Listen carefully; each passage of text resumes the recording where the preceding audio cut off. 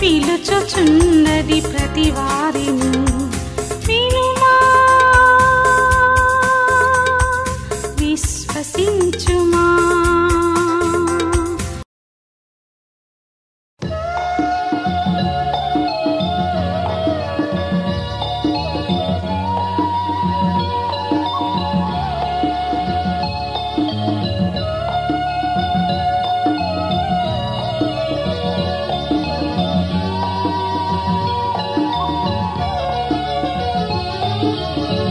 నజరేతువాడా నిన్ను చూడాలి, నా యేసునాథా నిన్ను చేరాలి. నీదు రక్తధారలే నన్ను కడగాలి, నీదు సాక్షిగా నేను బ్రతకాలి. నజరేతువాడా నిన్ను చూడాలి. హల్లెలూయ పాటలు ఆనంద గీతికలు నా జీవిత కాలమంతా గానమాలపించాలి. హల్లెలూయ పాటలు ఆనంద గీతికలు నా జీవిత కాలమంతా గానమాలపించాలి. నజరేతువాడా నిన్ను చూడాలి.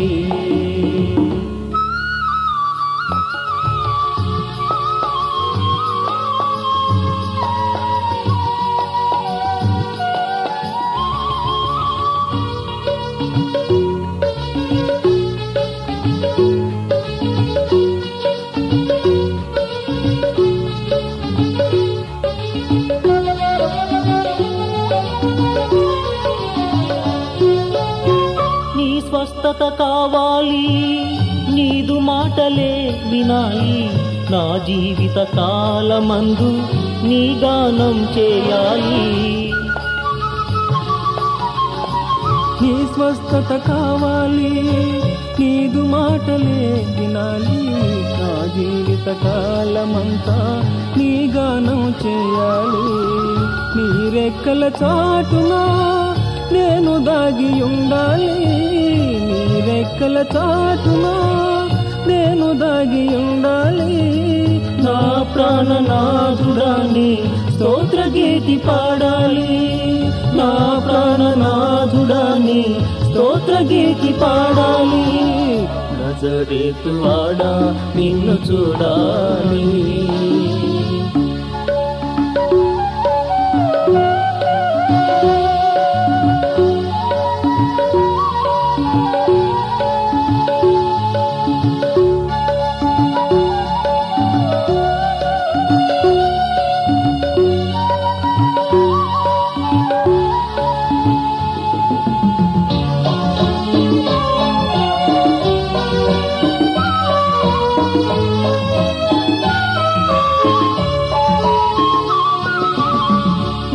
అడుగు జాడలందు నేను సాగిపోవాలి, నీ జల్లరు నీడలోన నేను విశ్రమించాలి.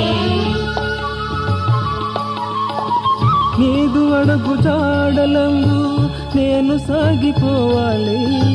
నీ జల్లరు నీడలోన నేను విశ్రమించాలి. నీ సిల్వ శాంతిలో, నీ కరుణ కాంతిలో, నీ సిల్వ శాంతిలో, నీ కరుణ కాంతిలో నా జీవిత కాలమంతా నేను సాగిపోవాలి. నా జీవిత కాలమంతా నేను సాగిపోవాలి. నజరేతువాడా నిన్ను చూడాలి.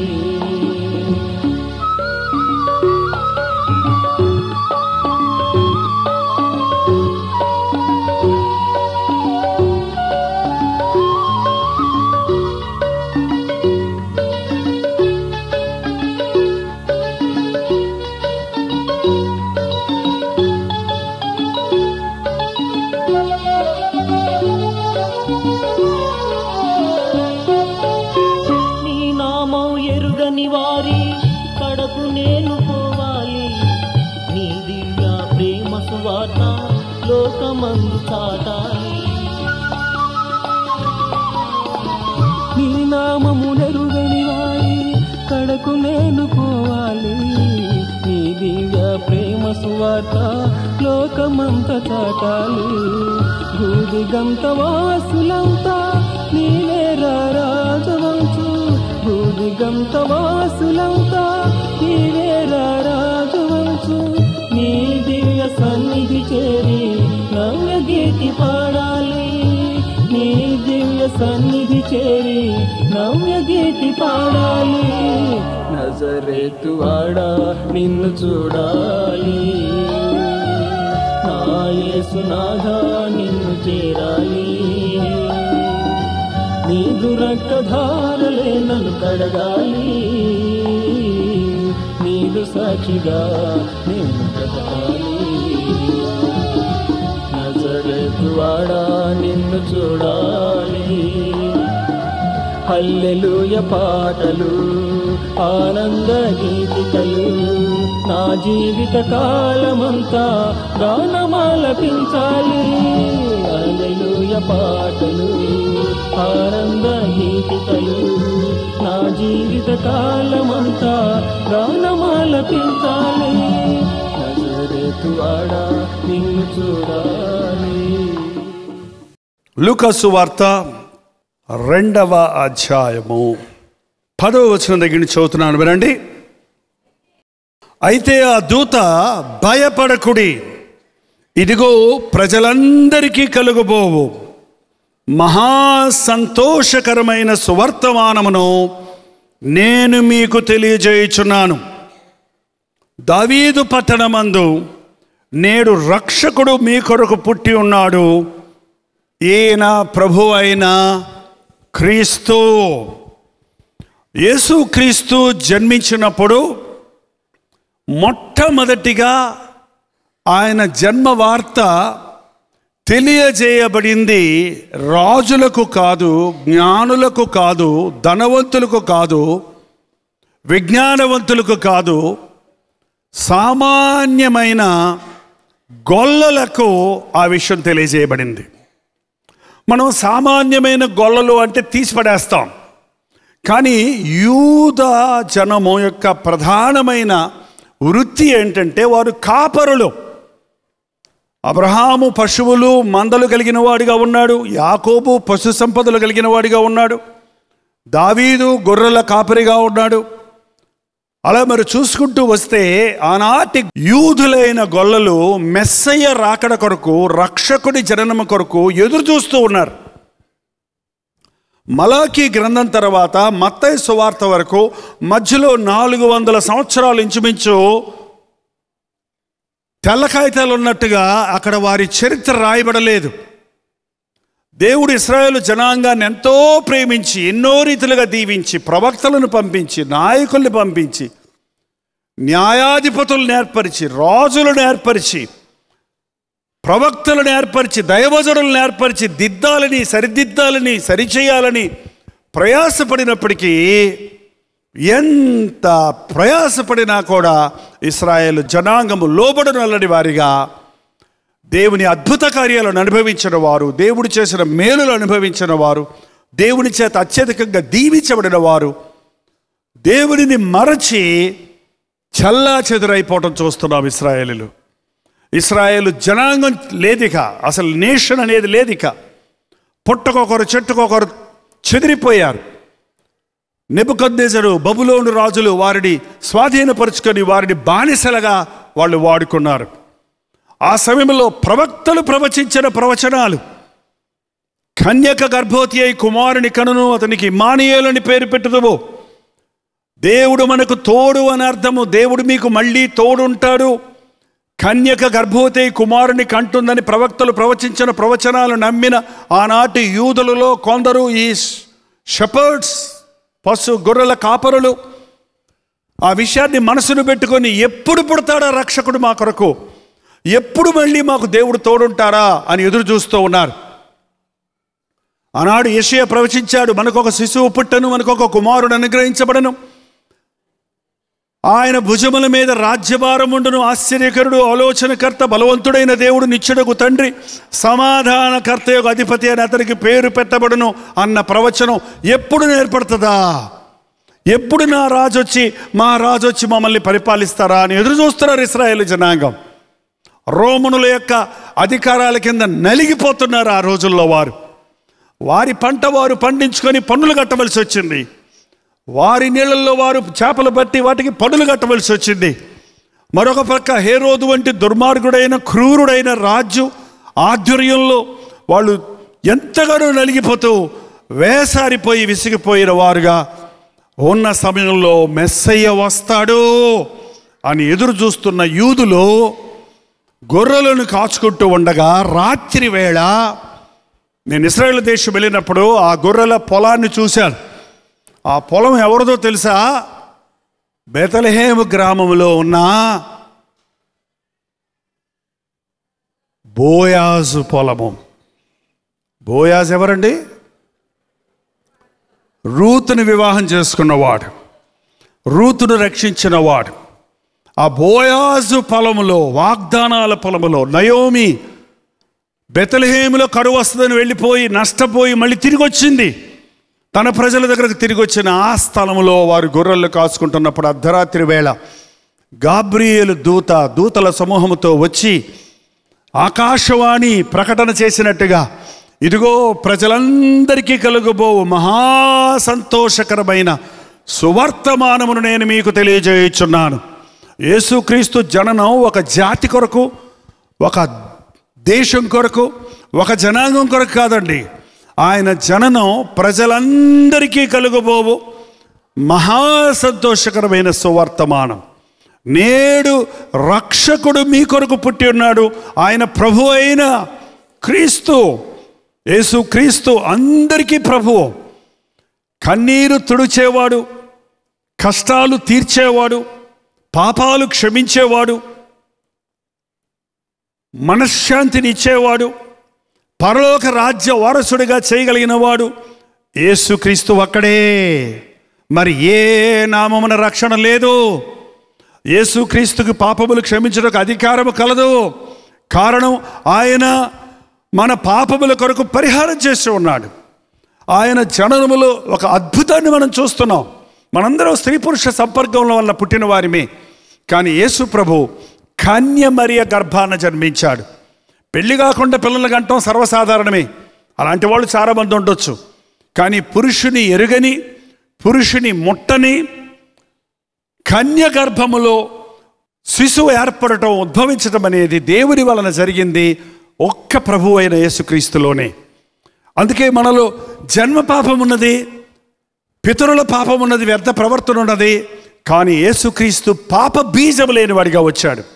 పాపుల కొరకు పరిహారం చేయాలంటే పాపము లేనివాడు రావాలి. పాపము లేనివాడు మాత్రమే పాపుల కొరకు పరిహారం చేయగలడు. కనుక ఆయన జననం ఒక ప్రత్యేకమైన విధంగా ఉన్నది. ఆయన జననంలో మొట్టమొదట ఆ విషయము సామాన్యులైన గొల్లలకు తెలియజేయబడింది. ఎంతో ఆశతో, ఎదురు చూస్తున్న వారికి ఆ శుభవర్తమానము కనువెప్పుడు కలుగజేసింది. ఇదిగో నేడు రక్షకుడు మీ కొరకు పుట్టి ఉన్నాడు, ఈయన ప్రభు అయిన క్రీస్తు. దానికి ఇదే మీ కానవాలు. ఒక శిశువు పొత్తిగుడ్డలతో చుట్టబడి ఒక తొట్టిలో పడుకొని ఉండుట మీరు చూచెదరు. అడ్రస్ ఏమి ఇవ్వలేదండి. అడ్రస్ ఏంటంటే, ఆనవాలంటే అడ్రస్ ఏంటన్నమాట అండి, పొత్తిగుడ్డలతో చుట్టబడి తొట్టిలో పడుకున్న బిడ్డను మీరు చూస్తారు. ఏంటండి పొత్తిగుడ్డలు అంటే అర్థం ఏంటో తెలుసా? పాత గుడ్డలు. మనం బిడ్డ పుట్టిందంటే గబగబా కొత్త గుడ్డ తీసుకెళ్ళి వెళ్తాం. చాలామంది వచ్చిన వాళ్ళందరికీ ఒక్కొక్క డ్రెస్ ఇచ్చిపోతుంటారు. కానీ యేసు ప్రభు పుట్టినప్పుడు అది ఎవ్వరూ గమనించలేదు. మరియు యోసేపులు ఒక సామాన్యమైన కుటుంబీకులు. అంతేకాదు ప్రజా జనాభా సంఖ్య మొట్టమొదటిగా ప్రపంచంలో తీయబడింది ఎప్పుడంటే ప్రభు జన్మించినప్పుడే. అందుకని ప్రతి వారు వారి వారి గ్రామాలకు వెళ్ళిపోవాలంటే నజరేతు నుండి నిండు చూలాలుగా ఉన్న మరియను వెంటబెట్టుకొని బెత్లెహేముకు వచ్చాడు యోసేపు. అక్కడ స్థలము లేనందున, సత్రములో కూడా స్థలం లేనందున, సత్రం బయట పశువుల్ని కట్టేసే గుహలో అక్కడ పశువులు గడ్డి మేసే తొట్టిలో ఆ వేడి గడ్డిలో ప్రభువును పరుండబెట్టాడు. లోకాన్నే సృష్టించిన సృష్టికర్తకు స్థలం లేకపోవటం ఏంటి? ఈ రోజును చూడండి, క్రిస్మస్లో అన్నిటికీ స్థలం ఉంటుంది, క్రీస్తు ఉండడు అక్కడ. క్రీస్తు లేని క్రిస్మస్ వ్యర్థం. లేక ఒక బిడ్డ పుట్టింది ఒక తల్లికి ఇతర దేశాల్లో, చలి దేశాల్లో. ఆ బిడ్డను ఉయ్యాల్లో పడుకోబెట్టి పెద్ద ఫంక్షన్ చేసి అందరినీ పిలిపించుకుందట, నాకు బిడ్డ పుట్టాడు చూద్దురు కానీ రండని. అందరూ వచ్చారు, చాలా చక్కగా డెకరేట్ చేశారు, కేకులు తెచ్చారు, లైట్లు పెట్టారు, అందరూ వచ్చారు. అందరూ సంతోషంగా ఒకళ్ళొకళ్ళు కలుసుకొని పలకరించుకుంటున్నారు. మరి కేక్ కట్ చేద్దామని బెడ్డేది అని అడగగానే, అయ్యో ఏది బెడ్డేది అని తల్లి వచ్చిన వాళ్ళందరూ ఎదగడం మొదలుపెట్టారు. ఎక్కడ కనపడలేదు ఇంట్లో, ఏమైపోయింది అని చూస్తుంటే ఆ బిడ్డను ఎంట్రన్స్లో ఒక ఉయ్యాల్లో తొట్టులో పడుకోబెట్టింది ఆమె. ఈ వచ్చిన వాళ్ళందరూ చలిదేశం వాళ్ళకి కాబట్టి ఓవర్ కోట్ వేసుకుంటారంటే ఈ కోటు మీద మోకాళ్ళ కిందకుండే దళసరి కోట్లు ఉంటాయి. ఆ కోట్లు వేసుకొని వచ్చే వాళ్ళందరూ వాళ్ళు ఇంట్లోకి వచ్చేటప్పుడు అది తీసి ఏం చేస్తారంటే ఉయ్యాల మీద పడేశారు. వచ్చిన వాళ్ళందరూ కోట్లు దాని మీద పడేశారు. బెడ్డేది అంటే తల్లికి చాలాసేపటికి గుర్తొచ్చింది ఉయ్యాల్లో ఉందని. గబగబగబా కొన్ని 100 కోట్లు బయటికి తీసేటప్పటికీ ఊపిరి ఆడక బిడ్డ చచ్చిపోయిందంటే. ఫంక్షన్ ఎవరికి? అన్ని ఆర్భాటాలు చేశారు కానీ బిడ్డను పట్టించుకోవాలి. అలాగే ఉంది వాళ్ళ క్రిస్మస్. ఇవాళ క్రీస్తుకు చోటు లేని స్టేజీల మీద నాట్యాలు ఉంటాయి, ఆడంబాలు ఉంటాయి, కేకులు ఉంటాయి, స్టార్స్ ఉంటాయి, క్రిస్మస్ తాత ఉంటాడు, అన్నీ ఉంటున్నాయి కానీ అక్కడ క్రీస్తుకు చోటు లేదు. క్రీస్తుకి మనం చోటు ఇవ్వాలి. యాయిరు కుమార్తె చనిపోయింది, నువ్వు రావద్దయ్యా చనిపోయిందని చెప్తే, లేదు నేను వస్తానన్నాడు ప్రభు. వచ్చేటప్పటికి బిడ్డ చచ్చిపోయినప్పటికి చచ్చిపోయిందని తెలియగానే, ఇప్పుడు కొంచెం మనకు సంబరాలు తక్కువ. వాళ్ళు బిడ్డ చచ్చిపోతే సంతోషపడేవాళ్ళు, పుట్టితే ఏడ్చేవాళ్ళు ఉన్నారు కొంతమంది, మీకు తెలుసో తెలీదో. ఏంటంటే అలాంటి సంబరంలో ఆ చచ్చిపోయినప్పుడు బోర్లు బ్యాండ్ల మేళాలు వచ్చాయంట, ఫోటోగ్రఫర్లు వచ్చారంట, పూలదండలు తెచ్చారంట, అవన్నీ గొల్లు చేసేవాళ్ళు వచ్చారంట, డబ్బులకి ఏడుస్తారంట కొంతమంది. వాళ్ళందరూ వచ్చి ప్రభువు లోపలికి వెళ్ళిమ్మంటే వాళ్ళు ప్రభువుకు చోటు ఇవ్వడం లేదట. ఎందుకంటే ప్రభు వస్తే అవి లేచిపోతాయి, పండగ అంతా ఏమైపోద్ది, బోర్లన్నీ ఏమైపోతాయి, ఇంకా ఇవన్నీ లాస్ వచ్చేస్తుంది, ఫొటోస్ పనికి రావు కదా. అక్కడ ఒక మాట ఉంది, స్థలం ఇవ్వండి. ప్రభు ఏమన్నాడు తెలుసా? స్థలం ఇవ్వండి, మీరు నాకు స్థలం ఇవ్వండి, మీరు అద్భుతం చూస్తారు మీ జీవితంలో. స్థలం ఇవ్వండి, మరణించిన ఆ బిడ్డలోనికి నేను జీవం తెస్తాను. ఈరోజు అదే మాట చెప్తున్నాడండి. మీ పండగల్లో ఆయనకి స్థలం ఉండాలి, మీ ఇంటిలో ఆయనకి స్థలం ఉండాలి, మీ హృదయంలో ఆయనకి స్థలం ఉండాలి, మీ జీవితంలో ఆయనకి మొదటి స్థలం ఉంటే మీరు చేసేదంతా సఫలమవుతుంది. పండగ సంతోషం కాదు, ప్రభువునందు సంతోషించడం. నా కొరకు ఎంత గొప్ప త్యాగాన్ని యేసయ్య చేశాడో అన్నది ఆలోచించి, కలువరి సెలవులో సిలువలో మేకులు కొడుతున్నప్పుడు చూసి మనం ఒకవేళ అయ్యయ్యో అని కన్నీరు గారుస్తామేమో కానీ దేవునితో కూడా కూర్చుండే భాగ్యాన్ని విడిచిపెట్టి, పరలోకపు సింహాసనాన్ని విడిచిపెట్టి మన కొరకు ధనవంతుడైన ఆయన దరిద్రుడుగా, ఒక కేవలం స్థలము లేనివాడిగా, ఒక పశువులు గడ్డి వేసే తొట్టెలో పరుండబెట్టవలసిన స్థితికి తన్ను తాను తగ్గించుకున్నాడు అన్నది మనం చూసినప్పుడు ఆశ్చర్యపడాలి. జ్ఞానులు వెతుక్కుంటూ వచ్చారు, నక్షత్రాలు చూశారు. చూడండి, ఈ గ్రహాలన్నీ తిరుగుతున్నాయి, నవగ్రహాలు ఉన్నాయి. ఒక్కొక్క సమయంలో అన్ని గ్రహాలు లైన్గా వస్తాయి. ఇలాగా ఆ లైన్గా వచ్చినప్పుడు ఒక గొప్ప వెలుగు కలగటమో, ఏదో ఒక వింతో కలగటమో మనం వింటుంటాం. అది కొన్ని సమయాల్లో కొన్ని వందల సంవత్సరాలకి, వేల సంవత్సరాలకు ఒకసారి జరుగుతుంది. ఆ జ్ఞానులు వాళ్ళ శాస్త్రాలతో చూసినప్పుడు అవన్నీ వచ్చినప్పుడు ఒక పెద్ద వెలుగు, తోకచుక్క, మామూలు నక్షత్రం కాదు వాళ్ళు చూసింది. అక్కడ నుండి భూమి మీదకి ఆ వెలుగు వస్తున్న చూసినప్పుడు ఎవరో ఒక గొప్ప వ్యక్తి పుట్టుంటాడు అన్న విశ్వాసంతో సత్యాన్వేషణలో ఉన్న ఆ జ్ఞానులు వెతుక్కుంటూ వచ్చారు. ఈ రోజునండి చాలామంది నిజ దేవుణ్ణి వెతకాలని ఆశపడుతున్నారు. భక్తి ఎక్కువ ఉన్న వారిని చూసి ఎగతాళి చేయకండి. వాళ్ళు ఏదో విధంగా దేవుణ్ణి సంతోషపెట్టాలి అని రకరకాల భక్తి మార్గాలకు ఈ రోజున ప్రతి మానవుడు చోటిస్తున్నాడు. ఎన్ని త్యాగాలు చేయడానికి సిద్ధపడుతున్నాడు, ఉపవాసాలు ఉండడానికి సిద్ధపడుతున్నాడు, చెప్పులు లేకుండా నడవడానికి సిద్ధపడుతున్నాడు, పస్తులు ఉండడానికి సిద్ధపడుతున్నారు, కత్తులతో తాము కొట్టుకొని దేవుణ్ణి సంతోషపెడతాం అనుకునే వాళ్ళు ఉన్నారు, ముళ్ళల మీద పడుకొని దేవునికి ఇష్టం అవుదాం అనుకునే వాళ్ళు ఉన్నారు. అలాంటి వారికి నిజ దేవుడు ఎరుగక వారు సత్యాన్వేషణలో ఉన్నారు. వారికి సత్యవంతుడైన క్రీస్తుని చెప్పవలసిన భారం మన మీద ఉంది. ఆ జ్ఞానులు వెతుక్కుంటూ యూదుల రాజుగా పుట్టిన వాడెక్కడా అని రాజమందిరంలోనికి వెళ్ళారు. హేరోదు దగ్గరికి వెళ్ళాడు. ఎందుకంటే యూదుల రాజు అంటే ఎక్కడ పడతాడండి? రాజు పశువుల పాకలో పడతాడా? పేదల ఇంటిలో పడతాడా? రాజు రాజమందిరంలో పడతాడని అక్కడికి వెళ్తే హేరోదు రాజు దగ్గరికి వెళ్ళి అడిగితే, ఆ హేరోదు అంటే భలే క్రూరుడు. హేరోదు అనే పేరు సర్నేమ్, అంటే ఇంటి పేరు అన్నమాట. చాలామంది హేరోదులు ఉన్నారు మీరు గమనిస్తే బైబిల్లో. ఇతడు పెద్ద Herod the great, king Herod. ఆయన 33 సంవత్సరాలు పరిపాలించాడు యూదుల్ని. 33 సంవత్సరాలు రాజుగా ఉన్నాడు. 33 సంవత్సరాలు రాజు అయితే వాడికి ఎంత నెత్తికెక్కుద్దో తెలుసా? 33 సంవత్సరాలు నాకు తిరుగులేదనుకొని ఇష్టం వచ్చినట్టు పరిపాలించేవాడు అన్నమాట ఆయన. ఎంత క్రూరుడు అంటే అంత క్రూరుడు. నేను రాజునే ఉండగా మరొక రాజు ఏంటని కలవరపడిపోయాడంట ఈ సంగతి చూడగానే. పక్కన శాస్త్రులను పెట్టుకున్నాడు, తెప్పించుకున్నాడు. బెత్లెహేములో పుడతాడన్న సంగతి ప్రవచించిన సంగతి, యూదయ దేశపు బెత్లెహేమా నీవు అల్పమైన దానివి కాదు, ప్రజలను పరిపాలించేవాడు నీలో నుండి వచ్చునన్న ప్రవచనం నెరవేరింది. బెత్లెహేము యెరూషలేముకు 2 కిలోమీటర్ల దూరంలో ఉంది. హేరోదుకు 2 కిలోమీటర్ల దూరంలోనే యేసుప్రభు పుట్టాడు, కానీ తెలియదు అతనికి, చూడలేదు అతన్ని. కానీ జ్ఞానులు 2 సంవత్సరాలు ప్రయాణం చేసి వచ్చారని లెక్కలు కట్టారు. తూర్పు నుండి వచ్చారు వాళ్ళు. ఎక్కడ ఈస్ట్ నుండి ఆసియాకు వెళ్ళారు, ఎక్కడ యెరూషలేముకు వెళ్ళారు. ఆ రోజుల్లో ఏరోప్లేన్స్ లేవు, ఒంటెల మీద ప్రయాణం చేసి రోడ్లు లేనప్పుడు నానా కష్టాలు పడి వాళ్ళు అన్వేషించారు దేవుణ్ణి. కానీ పక్కనే ఉన్న క్రీస్తుని గురించి ఎరగని హేరోదు రాజు పుట్టాడనగానే కలవరపడిపోయాడు. జ్ఞానులతో అన్నాడు, మీరు వెళ్ళి చూసి ఆ బిడ్డ గురించి వివరాలని తెలుసుకోండి రండి, నేను కూడా వచ్చి ఆయన్ని. అదేంటది రాజుగారు తెలుసుకోలేడా? ఎంత కపటం అండి ఈ రోజున. నేను కూడా వచ్చి పూజిస్తాడట.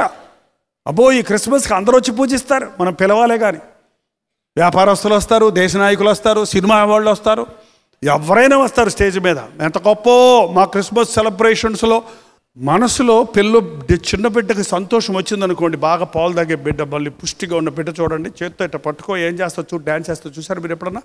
ఏం డ్యాన్స్ అది? భరతనాట్యమా? Track and రోలా? ఏ సినిమాలో స్టెప్ అది? అది దాని ఒరిజినల్. ఎక్కడి నుంచి వచ్చింది అది? గుండెల్లో నుంచి వచ్చిన గంతులు. అది యేసయ్య నాకు పుడితే నీ గుండెల్లో నుంచి వచ్చిన గంతులు వేయాలి, కానీ కాపీ కొట్టిన గంతులు కాదు, గబ్బు గంతులు కాదు. ఏంటంటే శరీర ఉద్రేకాన్ని పిలిచే గంతులు కాదు. నిజమైన సంతోషం నీలోకి వచ్చినప్పుడు ఏ మనిషి అయినా ఊగిపోతాడండి. దానికి అర్థం ఉండదు. అది ఆ సంతోషంతో కలిగింది ప్రభువునందు. ఈ రోజున అనేక మంది క్రిస్మస్లో క్రీస్తుని చూపించకుండా వేరేదో గుర్తు చేసేటట్టు చేస్తున్నారు. మేము వచ్చి పూజిస్తాము, మేము వస్తాం ఫంక్షన్కి అంటున్నారే కానీ అది కపట మనసుతో అంటున్నారండి. అది కపటమైన ఉద్దేశంతో అంటున్నారు. ఆ జ్ఞానులు తప్పుదారి పెట్టారు పాపం. బయటకు వచ్చినప్పుడు మళ్ళీ ఆ నక్షత్రం అక్కడే నిలబడి ఉంది. ఆ నక్షత్రం అక్కడే నిలబడి ఉంది.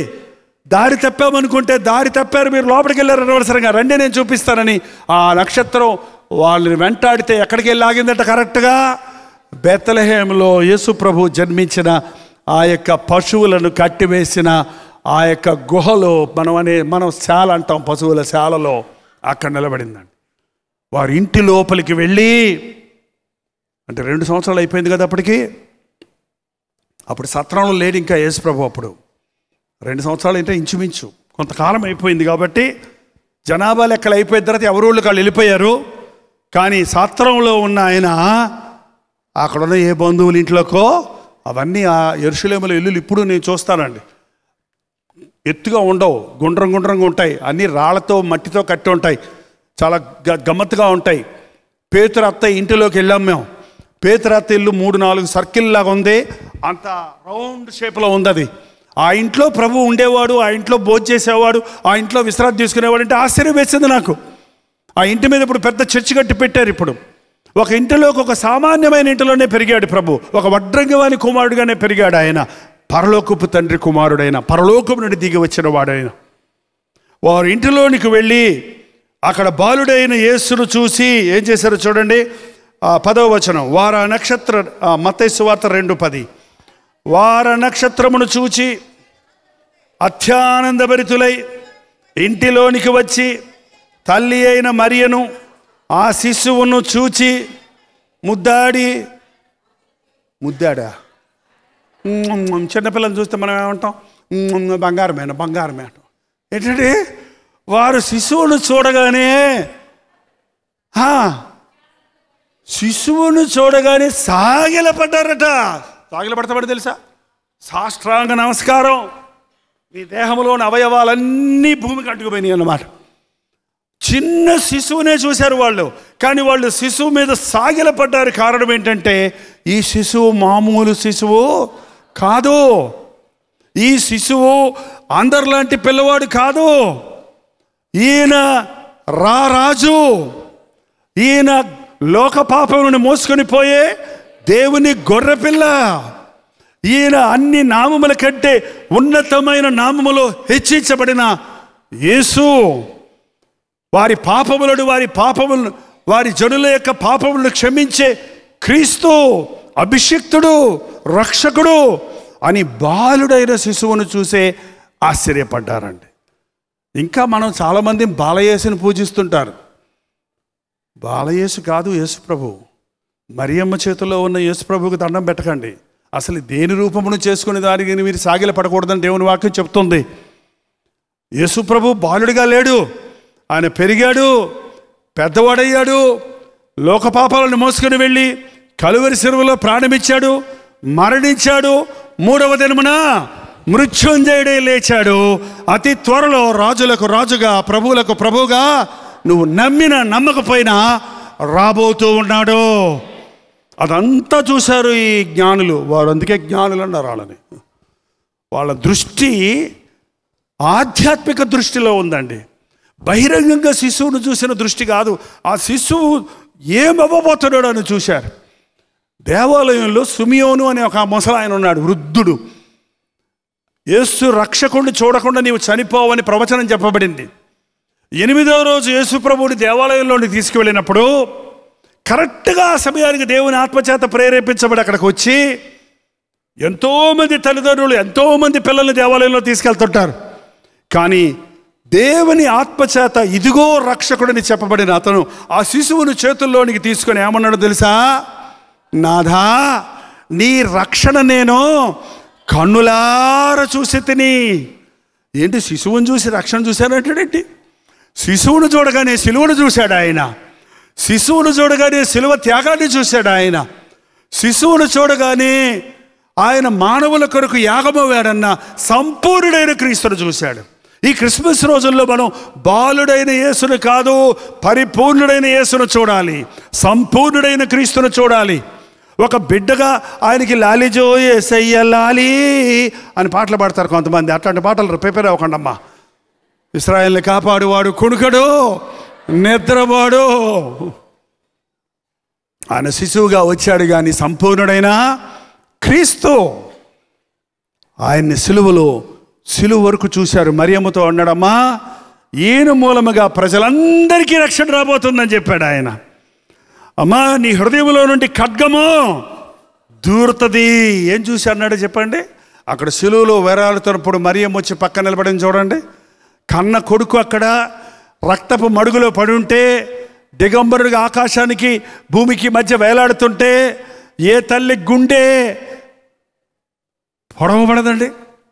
ఆ శిలువ దృశ్యాన్ని సిమియోను బాలుడైన క్రీస్తులో చూసి మరియమ్మకు చెబితే ఆమె భద్రపరుచుకుందంట. ఆ మాటలు జ్ఞాపకం చేసుకొని ఉంటుంది ప్రభు శిలువ మీద ఉన్నప్పుడు.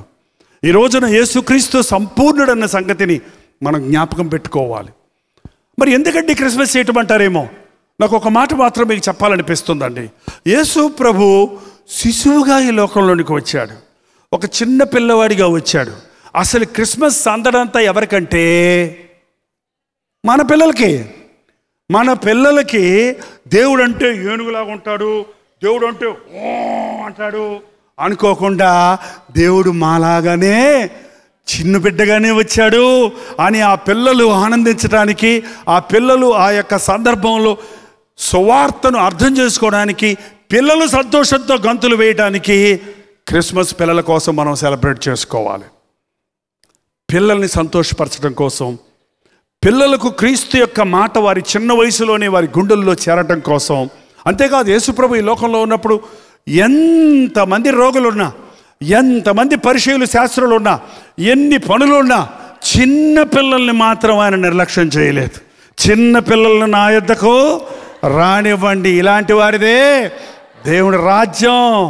శిష్యులు కోపడ్డారంట పిల్లలు వస్తుంటే.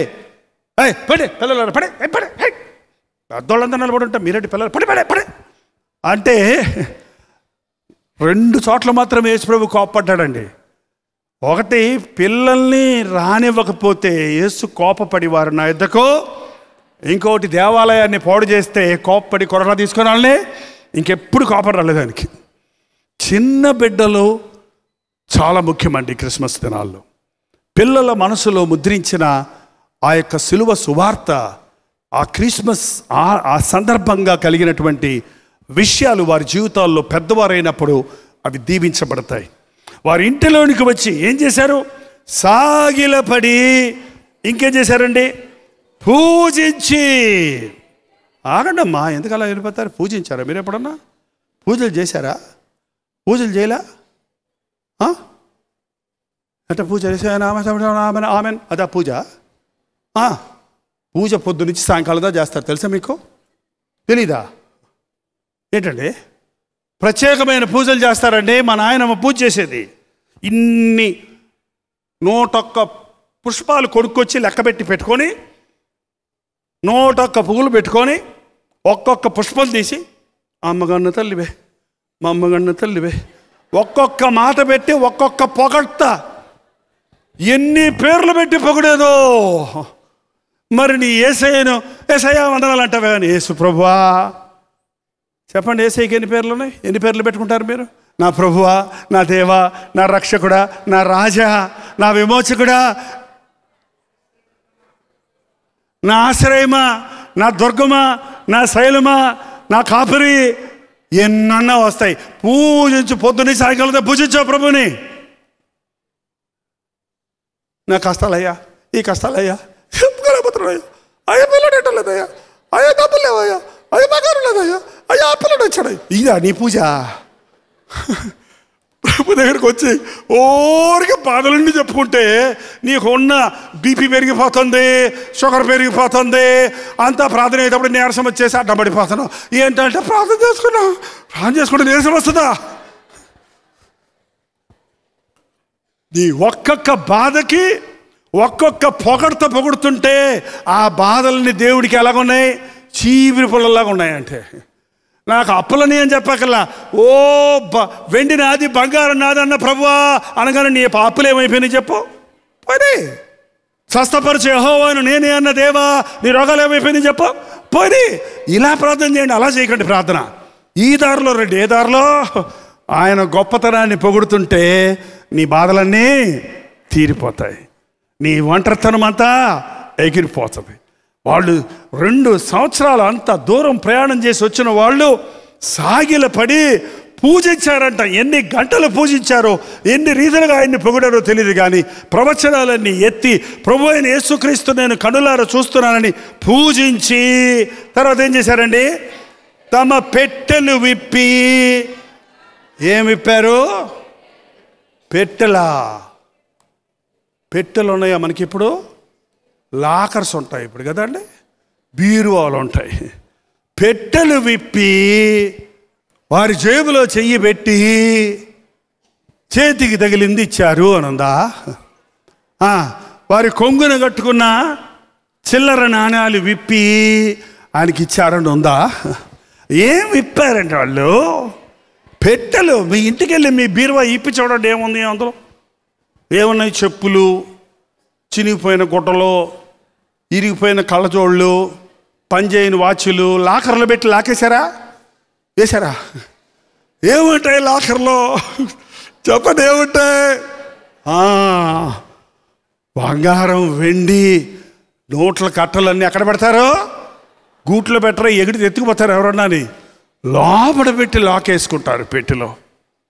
రంగూన్ పెట్టెలు ఉన్నాయి. మా చిన్నప్పుడు మా అమ్మమ్మ గారి ఇంట్లో ఇంత పెద్ద డబ్బాలాగా ఉంటుంది, అది చక్కది. దాంట్లో ఓపెన్ చేస్తే ఎన్ని అరలు వస్తాయంటే రహస్య పరలు అన్నమాట. ఇటు తీస్తూ ఉంటుంది, అడు తీస్తూ ఉంటుంది, ఇటు తీస్తూ ఉంటుంది. ఒకసారి ఏంటమ్మమ్మ ఇదేంటి అదేంటని ఎన్ని ఉన్నాయని చూస్తే అందులో బంగారం ఉంది, ఇందులో వెండి ఉంది, అందులో పట్టాలు ఉన్నాయి, ఇందులో డబ్బులు ఉన్నాయి, ఏంటేంటో వీటి గిన్నెలు అన్నీ దాచిపెట్టుకొని అన్ని పెట్టెలు ఉంటాయి అన్నమాట. ఆ పెట్టెలో అన్ని అరలు ఉంటాయి, విలువైనవన్నీ. అక్కడి నుంచి వస్తూ వారు దేవుని దగ్గరికి ఊరకనే వెళ్ళకూడదని బహుమానాలు తెచ్చారు. క్రిస్మస్ అంటే బహుమానాలండి. దేవుడు లోకమును ఎంతో ప్రేమించి తన అద్వితీయ కుమారుణ్ణి మన కొరకు ఇచ్చాడు. మనం కూడా మన ప్రభువైన అయిన యేసు నామంలో ఇతరులకు ఏదైనా ఇవ్వాలి. నువ్వు కొత్త బట్టలు కొనుక్కొని కేకులు చేసుకొని బిర్యానీ వండుకొని తింటాం కాదండి నిజమైన క్రిస్మస్. ఆకలితో అలమటిస్తూ నడు రోడ్లో పడున్నారు చూడండి, రోడ్ల మీద ప్లాట్ఫామ్ మీద పడున్నారు చూడండి, చినిగిపోయిన బట్టలతో వేలాడుతూ బిచ్చగాళ్ళు ఎంతమంది తిరుగుతున్నారో. ఈ రోజున మనకు కనపడతలేదు, వాళ్ళు లేరంటున్నారు. ఎందుకు లేరు? బోల్డ్ మంది ఉన్నారు. పేదలు ఎప్పుడు మీతో ఉంటారని ప్రభువే చెప్పాడు. అప్పుడు ఎప్పుడు పేదలు ఉంటారు. దేశంలో అన్యాయం ఉన్నంత కాలం పేదలు ఉంటూనే ఉంటారు. దేశంలో ద్రోహాలు ఘోరాలు జరుగుతున్నంత కాలం పేదవాళ్ళు ఎప్పుడూ ఉంటారు. ధనవంతులు అయిపోతుంటారు, పేదవాళ్ళు అయిపోతుంటారు. ఎంతమందికి నేను ప్రార్థన చేస్తాను అండి. వాళ్ళ పేదరికం గురించి దేవుడు అడుగు. పేదవాళ్ళకే అప్పులు ఉంటాయి, అదేందో మరి నాకు అర్థం కాదు. అసలే పేదరికం అంటే ఆ పేదరికంలో అప్పులో ఊడిపోయి అప్పులు తీర్చలేక ఆత్మహత్యం చేసుకుందాం అనుకునే స్థితిలో ఉన్నవారు ఎందరో ఉన్నారు. ఒక చీర తీసుకెళ్ళి ఒక విధవరాలకి ఇవ్వండి, ఒక దిక్కులేని స్త్రీకి ఇవ్వండి, ఒక అనాథకి ఇవ్వండి, ఒక ఆహారం పొట్లను తీసుకెళ్ళి చేసి పెట్టండి. అది యేసయ్య జన్మించాడని ఒక మాట చెప్పండి. వాళ్ళ ముఖాల్లో నవ్వెట్టుంటుందో చూడండి, వాళ్ళ సంతోషం ఎంత ఇదిగా ఉంటుందో చూడండి. ఒక చెయ్యేసి మురిగ్గా ఉన్న పర్వాలేదు, వాసన కొడుతున్న పర్వాలేదు, వాళ్ళు చెయ్యేసి యేసుప్రభు ఉన్నాడమ్మా నిన్ను ప్రేమిస్తాడనండి, పెళ్ళుపుకి వస్తుంది వాళ్ళలోని దుఃఖం ఆనందం కూడా. అది నిజమైన క్రిస్మస్. యేసు నామంలో ప్రతి ఒక్కరూ ఎవరో ఒకరికి ఏదైనా ఇవ్వాలి. ఈ క్రిస్మస్కి మీరందరూ ఇవ్వాలి. క్రిస్మస్ పండక్కి మా అమ్మగారికి ఒక చీర కొనిపెట్టాను అన్నవాళ్ళు ఎవరు ఉంటే చేయి చూపించండి.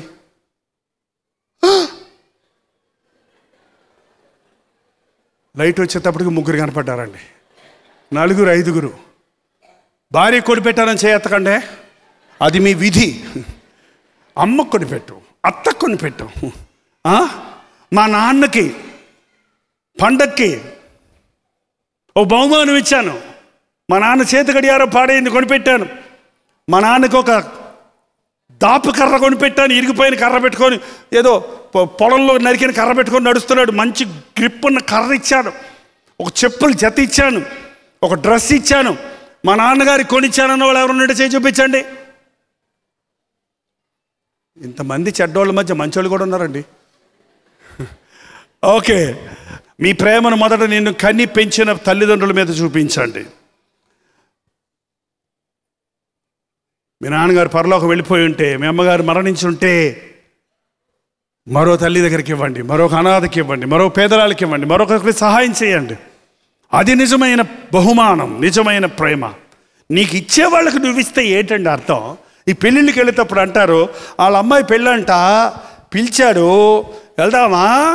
మరి వెళ్ళాలిగా, మన పెళ్ళికి వచ్చారుగా, మనం వాళ్ళ పెళ్ళికి వెళ్ళారుగా. వచ్చారా? ఏమి ఇచ్చారు మనకి? ఏమి ఇచ్చారు? అంత ఎండి గిన్నె ఇచ్చారు, అంతేనా? అలాగైతే అంతకంటే కొంచెం చిన్న ఎండి గుండి కొనుక్కో, చూసి వద్దాం. ఏంటండి, వాళ్ళు ఇచ్చారు కాబట్టి మేము ఇచ్చేయాలి. ఇది కాదండి, నీకు తిరిగి ఇవ్వలేని వారికి ఇచ్చిందే నువ్వు నిజంగా ఇచ్చింది. తిరిగి ఇచ్చే వాళ్ళకి నువ్వు ఇచ్చిందంతా ఇది లెక్కలోకి రాదు. అది నీకు తిరిగి ఇవ్వలేని స్థితిలో ఉంటారు చూడండి, వాళ్ళకి ఇవ్వండి. అప్పుడు నీకు పరలోకం నుండి ప్రతిఫలము వస్తుంది. వాళ్ళు పెట్టెలు విప్పి విలువైన వాటిని, బంగారం, ఆనాడు ఈనాడు కూడా ప్రశస్తమైన లోహాల్లో ఒక లోహం ఏంటంటే బంగారం. ఎకానమీ పడిపోయినా, ఈ ప్రింట్ అయిన నోట్లన్నీ చెల్లకపోయినా, బంగారానికి ఎప్పుడూ ఏ దేశానికి వెళ్ళినా విలువ ఉంటుంది. కాబట్టి బంగారాన్ని స్టాక్ పెట్టుకుంటారు అందరు కూడా. బంగారాన్ని రిజర్వ్ బ్యాంకులో ఉండాలి, ఇంత బంగారం దేశానికి అని ఒక చట్టం ఉంది. దాన్ని బట్టే బంగారపు రేట్లు పెరగటం తరగటం జరుగుతుంటుంది.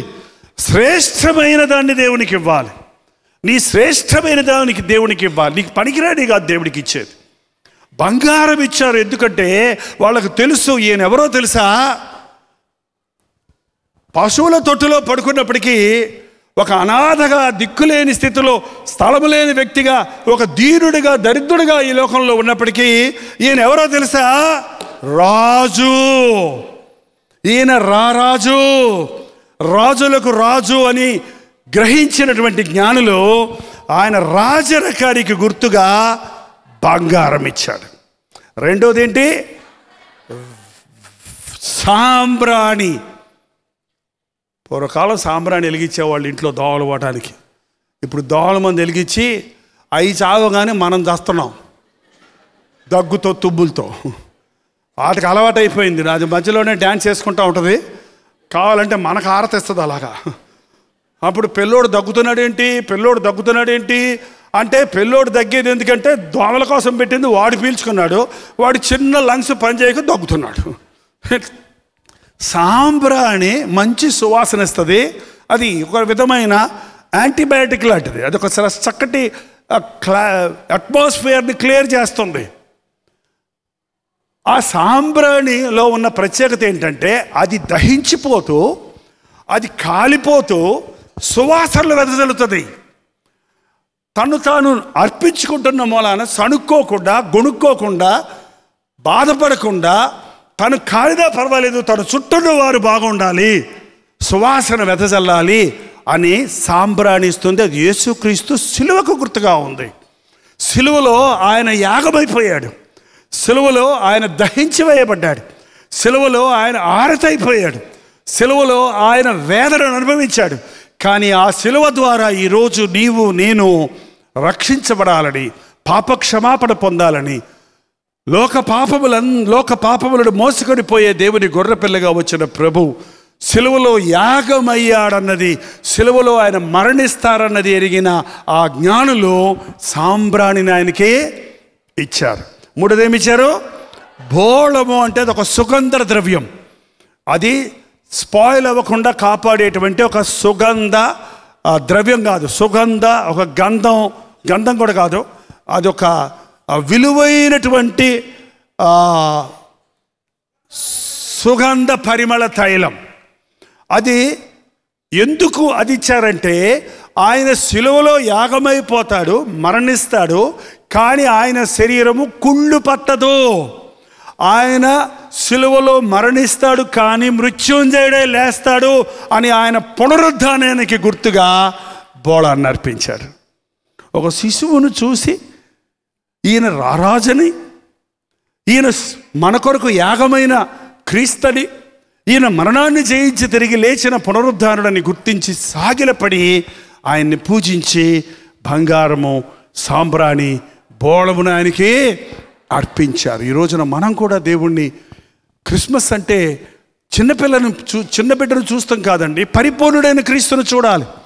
ఈరోజు ఆయనకి బలులు అర్పించమని అడగటం లేదు కనుక మన విరిగి నలిగిన హృదయంతో మనల్ని ఆరాధించి ఆయన్ని పూజించాలి.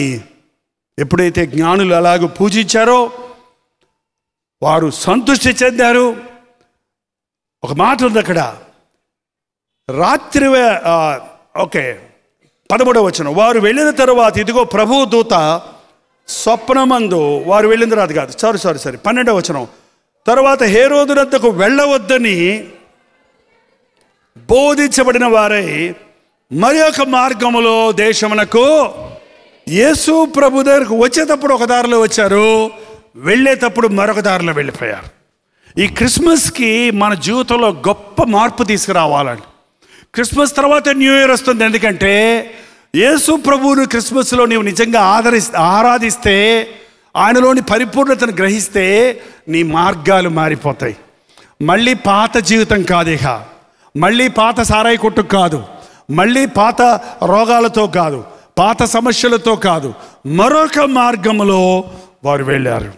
ఒక కొత్త మార్పు నీ జీవితంలో క్రిస్మస్ తీసుకొస్తుందండి. ఒక కొత్త జీవితం, కొత్త సంవత్సరం ప్రభు అందుకే మనకి ఇస్తున్నాడు. అందుకని పండగగా క్రిస్మస్ని ఆచరిస్తే ప్రయోజనం లేదు. ప్రభువుని ఆరాధించిన తర్వాత నీవు చేసే తీర్మానాలు, నీవు చేసేటువంటి ప్రార్థనలు, నీవు చేసేటువంటి సమర్పణ నీ జీవితంలో మరొక నూతన మార్గంలోనికి నడిపించాలి. నేను గోళల దగ్గర నుంచి జంప్ అయ్యి జ్ఞానుల దగ్గరికి వచ్చాను.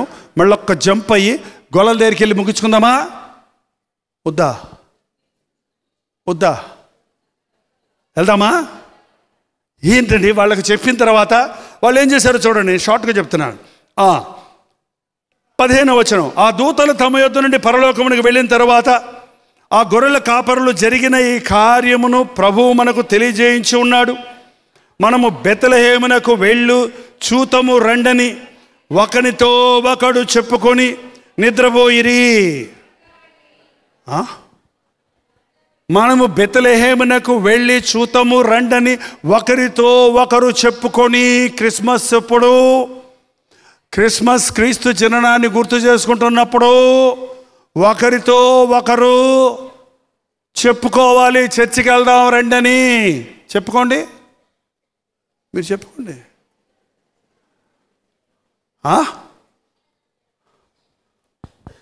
ఇదిగో నేను వెళ్తున్నా, నువ్వు వస్తేరా లేకపోతే లేదు.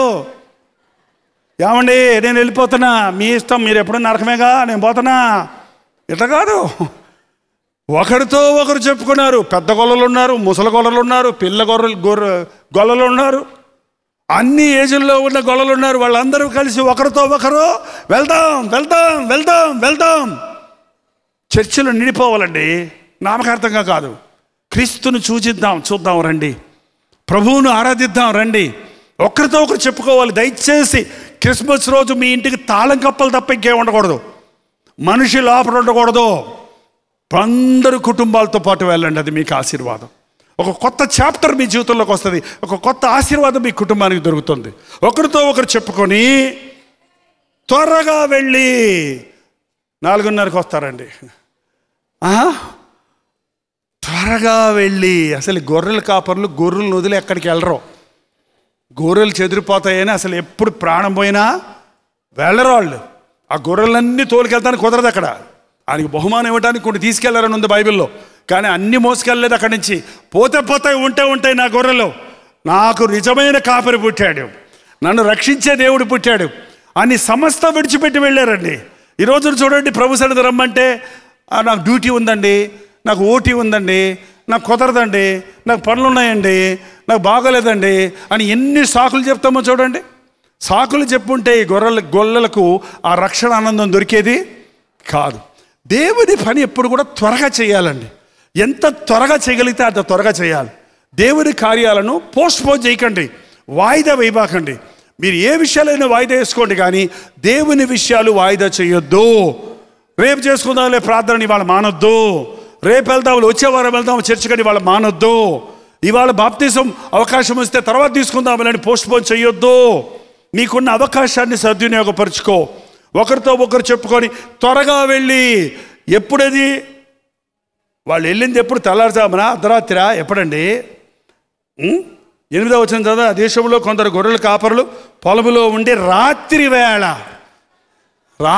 వెళ్ళారు. అందుకే ఈ క్యారల్ రౌండ్స్ అనేవి రాత్రిలో వస్తాం. 1 గంటకు 2 గంటలకు తలుపు కొడితే కొంతమంది చిరాకు తీయరు, అందుకే డ్రమ్ము కొడతారు, బట్టా పట్టా పట్టా కొడుతుంటే ఇంక పోర్రే తీ చేసి పోతారు తొందరగా అంటాడు అప్పుడు ఆయన. కొంతమందికి డిస్టర్బెన్స్ లాగా ఉంటుంది. కానీ రాత్రే వెళ్ళారు, తెల్లారాకి వెళ్దాం అనుకోలేదు వాళ్ళు. రాత్రే త్వరగా వెళ్ళి మరియను యోసేపును తొట్టులో పడుకున్న శిశువును చూచిరి. వారు చూచి ఈ శిశువుని గురించి తమతో చెప్పబడిన మాటలు ప్రచురము చేసిరి. వాళ్ళు చూసి ఊరుకోలేదు, చూసిన విషయమై ప్రచురం చేశారు. రక్షకుడు పుట్టాడు, రండయ్యో రక్షకుడు పుట్టాడు పడారు సారా, రక్షకుడు పుట్టాడు మనకి రండి అని అందరికీ సంతోషంగా గొంతులు వేసుకుంటూ డ్యాన్స్ వేసుకుంటూ వాళ్ళు ఊరిలో ప్రచురం చేసుకుంటూ వెళ్ళారు. గొర్రెల కాపరులు తమతో చెప్పిన సంగతుల గురించి విన్నవారందరూ మిక్కిలి ఆశ్చర్యపడ్డారు. అంతటా గొర్రెల కాపరులు తమతో చెప్పబడినట్టుగా తాము విన్న వాటిని గురించి, కన్న వాటిని గురించి దేవుని మహిమపరచుచు స్తోత్రము చేయుచు తిరిగి వెళ్ళిరి. విన్న వాటిని గురించి, కన్న వాటిని గురించి. ఈనాడు క్రైస్తవులు వింటున్నారు కానీ కనులార చూడటం లేదండి. వింటున్నాం మనం, అనేక విషయాలు అనుభవిస్తాం లేదు. మనంతటా మనం నా దేవుడు సజీవుడు, నా దేవుడు రక్షకుడు అని ఎరగటం లేదు. నేను నమ్మిన వాడిని నేను ఎరుగుదును అన్నాడు పౌలు. నువ్వు వింటున్న క్రీస్తుని గురించి నువ్వు ఎరగాలి. విన్న వాటిని, కన్న వాటిని బట్టి సంతోషంతో గంతులు వేశారు వారు. రక్షణ ఆనందం అనేదండి రుచి చూచి తెలుసుకోవాలి. నేను ఒక నారింజ పండు తింటూ పొలపలగా ఉంది, భలే ఉంది అంటే మీరు నోరు సపరించాలి, కానీ మీకేమైనా తెలిసిందా చెప్పండి. అది మీ నోట్లో పెడితే ముఖం అంతా మారిపోద్ది ఆటోమేటిక్గా. పొల్లగా ఉన్నది ఎవరికన్నా పెట్టండి, మన పిల్లల నోట్లో పెట్టండి, పొల్లగా ఉన్నది ఏదన్నా, ఎన్ని వంకర తిరుగుతాయి చూడండి ముఖం. ఆ ఫీలింగ్ తప్పట్టే రాదు వాళ్ళకి, కానీ అది పెట్టగానే ఆటోమేటిక్గా ఫీలింగ్ వస్తుంది. అది రుచి చూసినప్పుడు తెలుస్తుంది యేసు ప్రభువులోని ఆనందం. ఎన్నిసార్లు ఎంతమంది సాక్ష్యాలు చెప్పినా, ఎన్ని వాక్యాలు చెప్పినా ఆ రక్షణానందం అంటే ఏంటో నీ అంతటా నువ్వు తెలుసుకున్నారో తెలుస్తుంది, కానీ చెబితే అర్థమయ్యేది కాదు. గొర్రెల కాపరులు విని ఊరుకోలేదు, విన్న వాటిని కన్నారు, కన్నులారో చూశారు. దానిని బట్టి దేవుణ్ణి స్తుతించి గంతులు వేశారు. ఈ క్రిస్మస్ నిజంగా మీకు ఆశీర్వాదకరంగా ఉండాలంటే లోకరక్షకుడు అనే మాట నా రక్షకుడు అని నీవు చెప్పగలిగినప్పుడే, యేసుక్రీస్తు గురించి ఎన్ని విన్నావో అవి నీవు అనుభవించినప్పుడే నీ జీవితంలో గొప్ప దీవెన కలుగుతుంది. అటు జ్ఞానులు కానీ ఇటు గొల్లలు కానీ ఎక్కడో చూసి ఊరుకోలేదు, కానీ వాళ్ళంతట వారు వెళ్ళి సాగిలపడి పూజించి ఆరాధించి సమర్పించుకున్నారు. అలాగే గొల్లలు వారిని చెప్పబడిన వార్తకు లోబడి వెళ్ళి కన్నులార చూసి ప్రచురం చేశారు. ఈ క్రిస్మస్ దినాలు మన యేసు ప్రభువుని గురించి ఎవరు నమ్మినా నమ్మకపోయినా, ఒప్పుకోకపోయినా నీవు నమ్మిన నీ ప్రభువుని గురించి నువ్వు ప్రచురం చేయాలి, నువ్వు తెలియచేయాలి. పూర్వకాల గ్రీటింగ్స్ పంపించుకునేవాళ్ళండి. అమెరికా లాంటి దేశాల్లో 3-4 నెలలు పట్టేదంట గ్రీటింగ్ కార్డ్స్ వెళ్ళటానికి. క్రిస్మస్ సందర్భమే మార్చి ఏప్రిల్కి వెళ్తాయి అంట. ఎందుకంటే అన్ని కట్టలు ఉండేవి ఒకప్పుడు. ఇప్పుడు ఎవరు గ్రీటింగ్ కార్డ్స్ పంపిస్తడం లేదు. ఇప్పుడు ఎస్ఎంఎస్లు వచ్చాయి. కనీసం మీ ఫ్రెండ్స్కి తెలిసిన వారందరికీ ఒక మంచి వాక్యాన్ని క్రిస్మస్ సందర్భంగా ఎస్ఎంఎస్ పంపండి. ఒక విశ్వాసికి ఒక మంచి వాగ్దానాన్ని ఎస్ఎంఎస్ పంపండి. మీ ప్రేమను ఒక చిన్న బహుమానం కొని ఒకరికి, అన్నదమ్ములు అక్కచెల్లెళ్ళు కూడా ఒకరికొకరు ఇచ్చుకోండి. ఇచ్చి యేసయ్య మన కోసం ఇవ్వబడిన బహుమానం గుర్తుగా ఈ చిన్న బహుమానం నీకు ఇస్తున్నానని ఆయన ప్రేమను ప్రచురం చేయడానికి నేర్చుకోవాలి. అదే నిజమైన వ్యక్తిగతమైన సంపూర్ణమైన క్రిస్మస్ ఆనందం. అంటే ఆనందాన్ని దేవుడు మనందరికీ ఇచ్చునుగాక. లేచి నిలబడండి. కొద్ది నిమిషాల్లో మనం ఈ సెషన్ ముగిస్తున్నాం. ఒక చిన్న ప్రార్థన చేసుకుందాం. దేవా, ఈ క్రిస్మస్ నా జీవితాల్లో ఎన్నో క్రిస్మస్లు చూశాను, కానీ ఎన్నో పండుగలు ఆచరించాను, కానీ ఎన్నో కొత్త సంవత్సరాలు గతించిపోయాయి, కానీ ఈ సంవత్సరాంతంలో నీ ఎదుట సాగిలపడి నిన్ను పూజించాలని, నా విరిగి నలిగిన హృదయాన్ని నీకు సమర్పించాలని ఆశపడుతున్నానయ్యా. పాత మార్గంలో కాకుండా కొత్త మార్గంలో, నీ మార్గంలో, జీవ మార్గంలో నడవాలని ఇష్టపడుతున్నానయ్యా. నన్ను దర్శించమని ఒక చిన్న ప్రార్థన చేద్దాం. ఎన్నో క్రిస్మస్ వర్తమానాలు వింటున్నాను, క్రీస్తు జన్మించాడన్న సంగతి వింటున్నానే కానీ నా మట్టుకు నేను అనుభవించలేదయ్యా. నీ ప్రేమను రుచి చూచడానికి, నిన్ను ఆరాధించడానికి, నీ అందు ఆనందించడానికి, నా సమస్యలన్నీ తీర్చగలిగిన ప్రభువు నాకున్నాడు. నా రోగములన్నీ స్వస్థపరచగలిగిన ప్రభువు నాకున్నాడు. మరణం నుండి తప్పించగలిగిన ప్రభువు నాకున్నాడు. ఆయన రాజ్య వారసుడిగా చేసుకునే రారాజైన క్రీస్తు నాకున్నాడన్న విశ్వాసంతో సాగడానికి నాకు సహాయం చేయమని ప్రతి ఒక్కరూ నోరు తెరిచి ప్రార్థన చేద్దాం. మన 2 చేతులు పైకెత్తి ప్రార్థన చేద్దాం. కొన్ని నిమిషాలే మన ముందు ఉన్నాయి. నోరార ఒక్క మాట దేవునితో చెప్పండి. ఇంత గొప్ప దేవుడు అయ్యా నువ్వు, ఇంత గొప్ప త్యాగం చేసావా నా కొరకు, ఇంత గొప్పగా యాగమయ్యావా నా కొరకు. పరలోకపు సింహాసనాన్ని వదిలిపెట్టి నాలాంటి వాడిని క్షమించడానికి ఈ లోకంలోకి వచ్చావా. నేను నరకానికి పోకూడదని నా పాపానికి ప్రాయశ్చిత్త బలిగా సెలువులో మరణించావా. నా రోగాలు స్వస్థపరచాలని, నా సంకటాలు కుదర్చాలని నా కొరకు యాగమయ్యావా, నా కొరకు శాపమయ్యావా, నా స్థానంలో నా కొరకు మరణించావా. యేసయ్యా నీకు వందనములు నాయన. బాలుడిగా కాక సంపూర్ణుడైన క్రీస్తు ఎదుట సాగిలపడి నేను ఆరాధిస్తున్నానని ప్రభుతో చెబుదాం. ప్రతి ఒక్కరు నోరు తెరిచి మీ నోరార ఒక్క మాట చెప్పండి. యేసయ్యను ఒక్క మాటతో పిలవండి, ఒక్క మాటతో పొగడండి. ఎంత గొప్ప దేవుడు ఆయన, ఎంత గొప్ప కార్యం చేశాడు నీ కొరకు. ఎంత గొప్ప రక్షకుడి జననాన్ని మరొక్కసారి గుర్తు చేసుకోవడం ఎంత భాగ్యం ఇది మనకు. వెతక్కుండానే దొరికాడు మనకి, వెతక్కుండానే దొరికాడు మనల్ని. వెతుక్కుంటూ వచ్చాడు మన కోసమే. యేసయ్యా నీకు వందనాలయ్యా. పూర్ణ హృదయంతో చెబుదాం, 2 చేతులు పైకెత్తి చెబుదాం. కష్టాలున్నాయా, వ్యాధులున్నాయా, దరిద్రత ఉందా, లోటుందా, కొరత ఉందా, బాధ ఉందా, మనోవ్యాధి ఉందా, మనోవ్యధ ఉందా, అది ఏదైనా సరే సంపూర్ణుడైన క్రీస్తు అన్ని సమస్యల నుండి నిన్ను విడిపించడానికి, అన్ని రోగముల నుండి స్వస్థపరచడానికి, నీ సంకటాలన్నీ కుదర్చడానికి నీకోసమే ధనవంతుడైన ఆయన దరిద్రుడయ్యాడు నువ్వు ధనవంతుడు అవ్వాలని. ఇంకా నువ్వు శాపంలో ఉండక్కర్లేదు, ఇంకా నువ్వు పాపంలో ఉండక్కర్లేదు, ఇంకా నువ్వు వేదనతో ఉండక్కర్లేదు. ఇది మహా సంతోషకరమైన శుభవర్తమానము. మీ కొరకు రక్షకుడు పుట్టినాడు. సర్వోన్నతమైన స్థలంలో దేవునికి మహిమ. ఆయన క్రీస్తులైన వారికి భూమి మీద సమాధానము. ఈరోజు నీవు ఆయన్ని ప్రేమిస్తే నీకు సమాధానం. నోరు తెరిచి ప్రార్థన చేద్దాం. పరిశుద్ధుడా, ప్రేమగల తండ్రి, ఒక్కసారి నీ బిడ్డలను చూడు నాయన. 2000 సంవత్సరాలు దాటిపోయిందయ్యా. మా కొరకు నీవు యాగమైపోయావయ్యా. మమ్మల్ని ప్రేమించి భూమికి వచ్చి మమ్మల్ని నీ రాజ్యానికి చేర్చుకోవాలని మార్గాన్ని సిద్ధపరిచావయ్యా. ఇంకా అయోమయ స్థితిలో మేము ఉండిపోక, ఇంకా చీకటిలో తడుములాడుకుంటూ మేము ఉండిపోక, ఇంకా పాపపు ఊబిలో మేము కుమిలిపోక, ఇంకా వ్యాధులతో, బాధలతో, సమస్యలతో మేము సమాధానం లేని స్థితిలో ఉండిపోక, నా రక్షకుడు నాకున్నాడు, నా విమోచకుడు నాకున్నాడు, నన్ను విడిపించేవాడు నాకున్నాడు, నన్ను రక్షించే ప్రభు అయిన యేసుక్రీస్తు నాకున్నాడు, నా పాపాలను క్షమించే నా ప్రభువు ఉన్నాడు, నా రోగాలను స్వస్థపరిచే ప్రభువు ఉన్నాడు. అయ్యా నీకు వందనములని నీ ఎదుట సాగిలపడి నిన్ను ఆరాధించుకోవడానికి సహాయం చేయను ఆయన. ఎన్నో ఊరుల నుండి ఎంతోమంది వచ్చున్నారు. ఏ బాధలతో ఉన్నారు, ఏ సమస్యలతో ఉన్నారు, ఏ స్థితిలో ఉన్నవారో తెలుసు కదా. మేము ఇలా ఉండటం నీకు ఇష్టం లేకే కదా మా నిమిత్తమైనవి లోకానికి వచ్చావు. బుద్ధి, విజ్ఞాన, సర్వ సంపదలు నీలో గుప్తమై ఉన్నవని, నీ పరలోకపు ఐశ్వర్యము చొప్పున మా ప్రతి అవసరత తీరుస్తావని, నిన్ను స్వస్థపరచు యెహోవాను నేనే అన్న ప్రభు, నీవు పొందిన దెబ్బల ద్వారా మాకు స్వస్థత కలుగు చేశావని నమ్మటానికి మాకు సహాయం చేయము. ఈ రోగాలు, ఈ దరిద్రత, ఈ వేదన, ఈ సమస్యలు, వీటితోనే మరో కొత్త సంవత్సరంలోకి వెళ్ళొద్దయ్యా. ఇవన్నీ నీ సిలువ యొద్ద వదిలిపెట్టి క్రొత్త మార్గములో, జీవ మార్గములో, సమృద్ధి మార్గములో, ఆశీర్వదించబడిన మార్గములో మేము సాగిపోటకు నీ పరిశుద్ధాత్మ కార్యాలను మా పట్ల జరిగించము నాయన. నిలువబడిన ప్రతి ఒక్కరిని నజరేయుడైన యేసుక్రీస్తు నామములో విడుదల చేయుచున్నాము తండ్రి.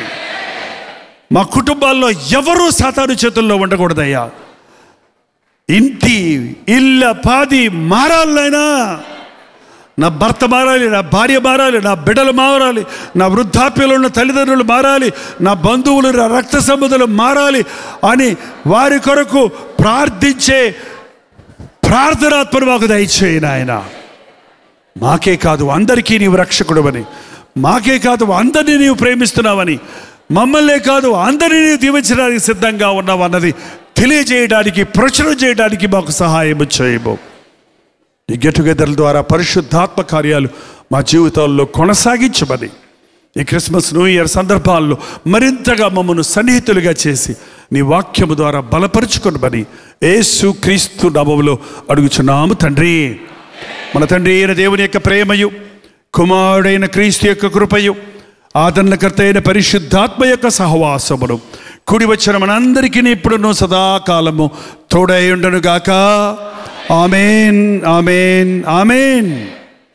దాని స్తోత్రం. మీరు విన్న వర్తమానం మీకు ఆశీర్వాదకరంగా ఉంటే, మీ ప్రార్థన అవసరాలు భారాలు ఉంటే 954041 నెంబర్కి ఇప్పుడే ఒక టెక్స్ట్ లేక వాయిస్ మెసేజ్ ద్వారా వాట్సాప్ పంపించండి.